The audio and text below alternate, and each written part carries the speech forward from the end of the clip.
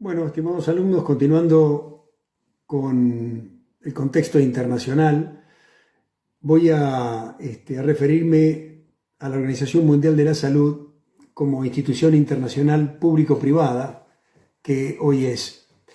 En fin, todos los contenidos y expresiones que de alguna manera voy a exponer no son necesariamente compartidos por todos los integrantes del grupo y por supuesto ni tampoco necesariamente por esta Casa de Altos Estudios, razón por la cual agradezco a la Cátedra de Supervisión la libertad de pensamiento que se nos ha brindado para este desafío pedagógico. Dividiré mi exposición en tres partes. La primera estará vinculada a consideraciones respecto a las asociaciones público-privadas de algunas organizaciones internacionales. La segunda estará referida a cuál es el paradigma sanitario actual de la Organización Mundial de Salud. Y tercero, las respuestas inmunológicas a la aplicación de vacunas en poblaciones de riesgo social. Bueno, para desarrollar el primer punto, les voy a leer un texto a los fines de poder cumplir con los 15 minutos del video. Algunas consideraciones respecto a las asociaciones público-privadas en las organizaciones internacionales.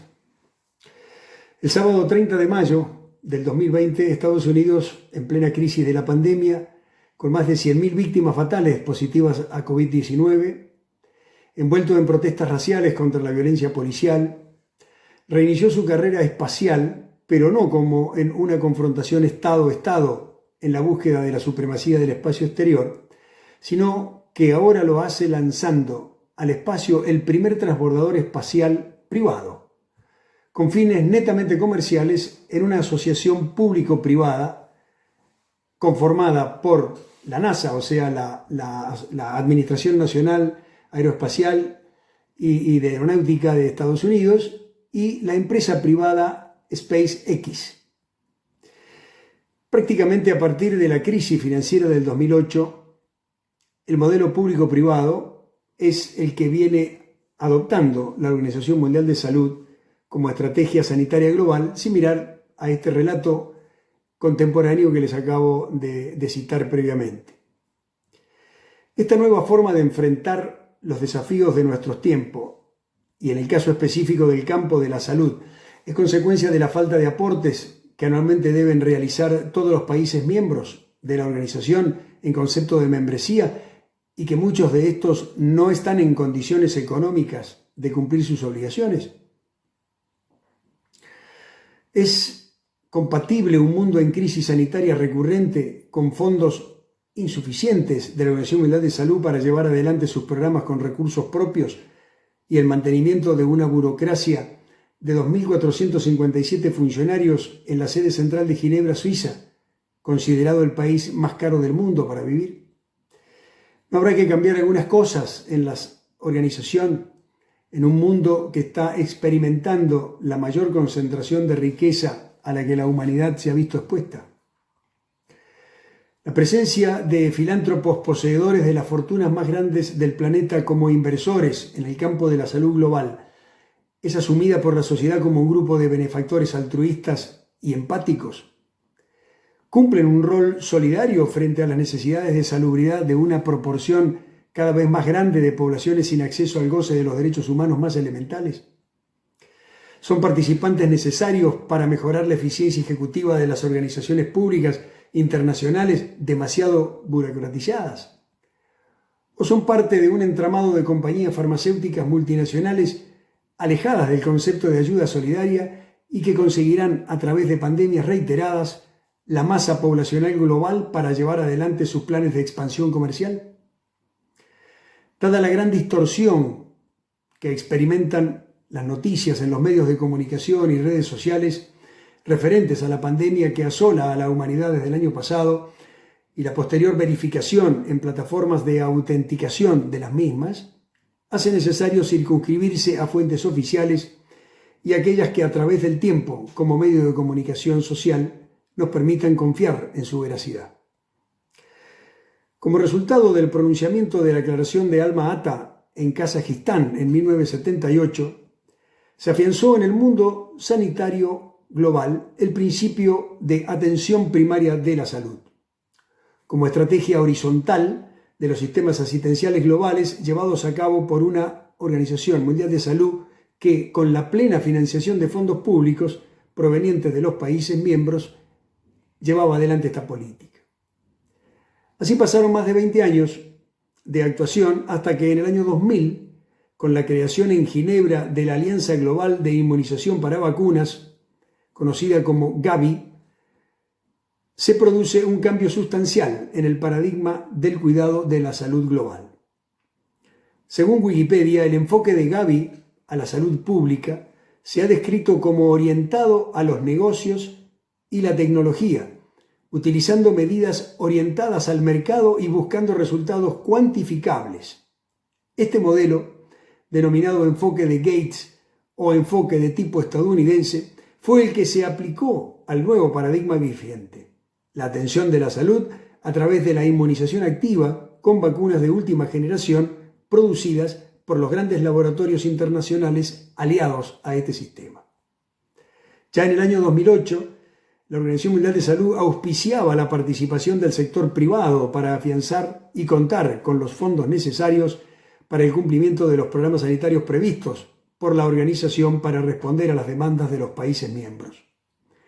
Ya en agosto del 2014, Gavi cambió su nombre por Gavi Alliance, en una asociación estratégica con la participación de los laboratorios multinacionales de renombre como Pfizer, Novartis, GlaxoSmithKline, Merck Sharp y Dohme, Sanofi Pasteur y otras compañías farmacéuticas en un total de 12 para el aprovisionamiento de vacunas y medicamentos previstos para los programas de salud de la Organización Mundial de Salud.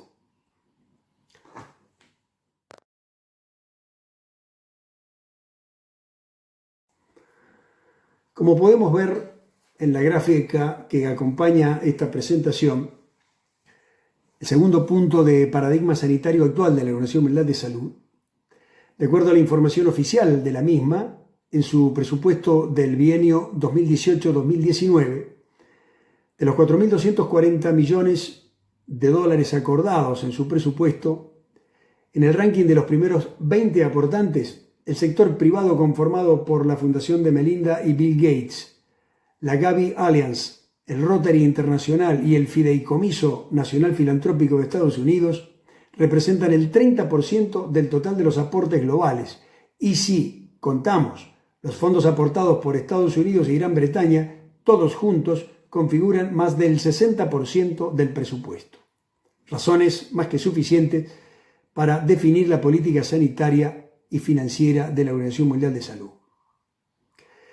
Vamos a identificar algunos casos de actuación de compañías farmacéuticas multinacionales en planes de inmunización o tratamientos llevados a cabo con el patrocinio de la Organización Mundial de Salud.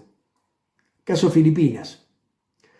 El Departamento de Salud de Filipinas comenzó un programa en 3 regiones para vacunar a los escolares contra el dengue, utilizando el biológico Dengvaxia, suministrado por el laboratorio Sanofi Pasteur. El 29 de noviembre del 2017, Sanofi, este laboratorio, emitió una advertencia que indicaba que un nuevo análisis había demostrado que las personas vacunadas que no habían sido infectadas previamente con dengue corrían un mayor riesgo de infección que causaba síntomas graves. Días después, el 1 de diciembre del 2017, el Departamento de Salud filipino suspendió el programa, pendiente de revisión. Más de 700.000 personas habían ya recibido al menos una vacuna en ese momento. Desde el anuncio de Sanofi, al menos 62 niños han muerto, supuestamente después de recibir una vacuna. Los padres de las víctimas culparon, por supuesto, la vacuna contra el dengue por la muerte de sus hijos. Vamos al segundo caso, India. En el año 2014, después de transcurrir 3 años sin casos de poliomielitis y con un plan de vacunación con vacuna Sabin oral a virus atenuado, la India fue declarada por la Organización Mundial de Salud como país libre de esta enfermedad. En el año 2017, India cortó lazos de financiación con la Fundación Gates sobre inmunización a raíz de que la misma no debería tener ninguna asociación con el programa por conflictos de intereses aparentes. Esto se debió a que la fundación es socia de Gavi Alliance, la Alianza Mundial de Vacunas de las grandes compañías farmacéuticas. Por tal motivo, el gobierno de la India decidió que los programas de inmunización en su país serían financiados por el Ministerio de Salud del mismo, a los fines de poder formular con total independencia las políticas públicas de salud.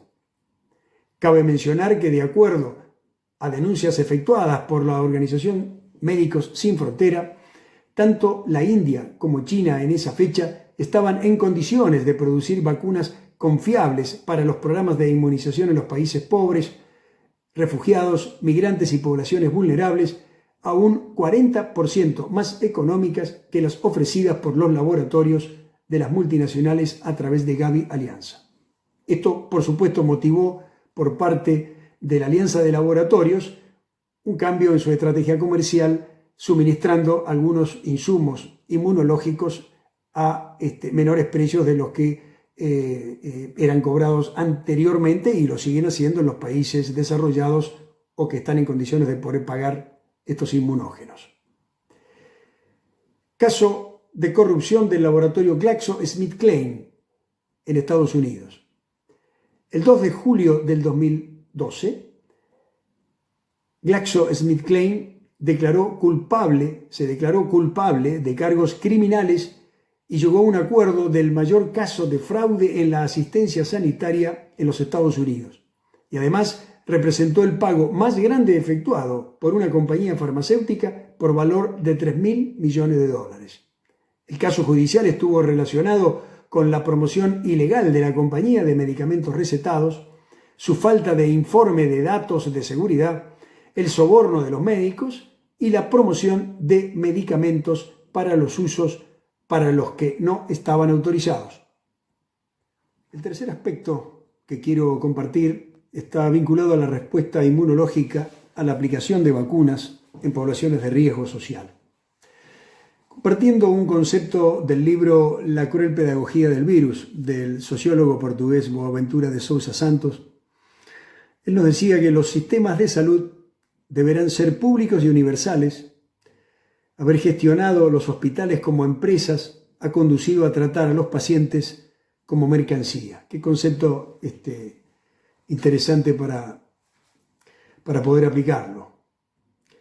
Debemos saber que todas las vacunas promocionadas por la Organización Mundial de Salud como organización público-privada para ser incluidas en los planes nacionales de inmunización en los países miembros son vendidas por la red de laboratorios de Gavi Alianza y son pagados a través de los impuestos de los contribuyentes de aquellas naciones que cuentan con una política pública activa en materia de salud como la nuestra. Pero debemos saber que una gran cantidad de naciones, pobres, refugiados, emigrantes, colectividades de pueblos originarios y discriminados asistenciales, que en total suman más de 1.000 millones de habitantes alrededor del mundo, no están siendo inmunizados, ya sea porque esos países y organizaciones humanitarias como Médicos Sin Frontera no pueden hacer frente al costo de los inmunógenos y medicamentos vendidos por las compañías farmacéuticas multinacionales, o porque sencillamente, al estar desnutridos, hacinados, sin agua potable, con parasitosis y otras enfermedades comórbidas, por más que sean vacunados, no podrán generar anticuerpos vacunales, sencillamente porque son deficientes crónicos de nutrientes alimenticios. Pensemos en las poblaciones de nuestros países que viven con ingresos por debajo del nivel de pobreza. ¿Qué reacción vacunal positiva van a generar? ¿Cómo lograrán buena inmunización vacunal las comunidades de pueblos originarios del norte argentino, como el colectivo Wichi, que está sobreviviendo en la extrema pobreza con casos de desnutrición infantil, falta de agua potable, sin atención médica adecuada, con arroyos y ríos con bajo caudal hídrico? Frente al hipotético caso de que la industria farmacéutica desarrolle una vacuna contra el COVID-19, ¿la considerarán un bien público mundial para que sea gratuita y accesible para toda la humanidad? ¿Qué actitud tomarán los laboratorios proveedores de vacunas de la Gavi Alianza? Soy partidario del uso de vacunas, de ser posible producidas en el país o en alianza con los países latinoamericanos como estrategia sanitaria regional para consolidar políticas públicas de autoabastecimiento y desarrollo de inmunógenos necesarios para prevenir enfermedades transmisibles y altamente contagiosas, pero siempre y cuando sean aplicadas en organismos sanos en sus tres dimensiones: espiritual, psíquica y física. El cumplimiento de este prerequisito permite la generación de defensas por parte del aparato inmunológico del receptor. No confiaría en la aplicación de biológicos que no cumplan con todas las pruebas de calidad, inocuidad y seguridad. En centros de investigación, universitarios y laboratorios públicos y privados se están haciendo esfuerzos importantes que guardan relación con la gravedad de la emergencia sanitaria para llegar a producir una vacuna contra el COVID-19. Pero debemos recordar que para las dos primeras epidemias a coronavirus, el síndrome respiratorio agudo del 2003 en China y el síndrome respiratorio de Medio Oriente, MERS, en Arabia Saudita en el año 2012, no se han podido elaborar vacunas confiables para combatirlas. Motivo por el cual considero que deberíamos ser precavidos con la utilización de especialidades biológicas sin las suficientes pruebas de calidad e inocuidad que puedan ocasionar efectos indeseables en las poblaciones que se los aplique. Como seres humanos que viviremos en un escenario nuevo, se requerirá estar alertas para tomar la mejor decisión como destinatarios finales de los programas sanitarios que se nos impongan y con la implicancia que estas acciones pueden presentar en nuestras libertades y derechos individuales, así como el de todo el colectivo social. Está claro que en el mundo por venir, el prefijo re será el gran protagonista de las transformaciones. Se trata de reeducarnos, de reaprender a vivir, de recrearnos y un volver a reflexionar sobre la vida y cómo intervenimos sobre ella. Y particularmente para nuestra cultura originaria latinoamericana, reinventarnos en un proceso de descolonización de los saberes heredados. Como expresó el gran humanista indio Mahatma Gandhi, cuando se le preguntó respecto a qué factores destruyen al ser humano, él dijo: la política sin principios, los negocios sin moral y la ciencia sin humanidad. Esperemos que como humanidad no caigamos en esta trampa que nos alertó el gran maestro indio. Gracias.